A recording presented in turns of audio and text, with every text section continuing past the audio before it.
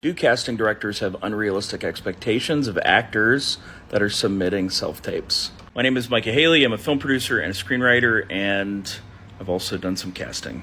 If you follow this, comment back and look at the previous videos.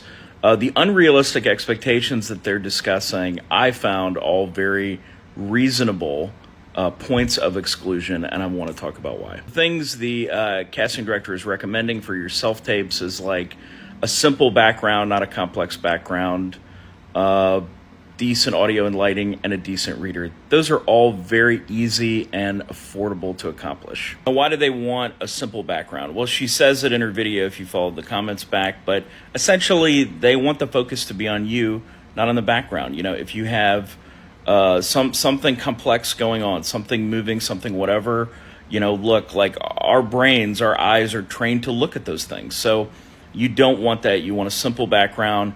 It can be anything. It can be a gray wall. It doesn't matter. It's not expensive. It's not a big ask. Just point your camera at something that's not going to take the attention away from you and the performance you're putting on tape. The casting directors just want the attention to be on you, essentially. Another thing to think about are the camera and lights that you're using, okay? The lights that are in your house, especially if they're fluorescent, are gonna make you look horrible. So you need to buy some decent lighting with some diffusion that's gonna make you look great. I'll do a little how-to video on what you should buy. Decent sound, they want you to sound good. They want you to look and sound your best. That's really all it's about. And then a quality reader. This is a little hard, especially if you live alone, but it's for your benefit, you know? Acting is reacting, right? So if you're not reacting to somebody else, your performance is not going to be as good. I have actor friends all the time who are like, hey, can you carve out 20 minutes and do this for me remotely? And it is something that can be done remote. One thing I want to point out is that as an actor, you don't know how bad the average self-tape is that these casting directors receive.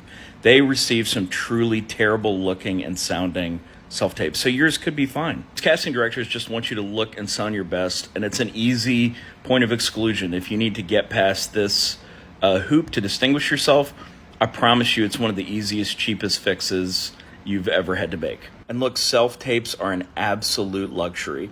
Back in the day, you had to travel across town, sit in a waiting room, then audition, then leave, and drive home. And you don't have to do any of that anymore. You can just figure this stuff out at home. You can do multiple takes. You can put your best foot forward and really gain an advantage by doing self-tapes. Follow me for more film advice.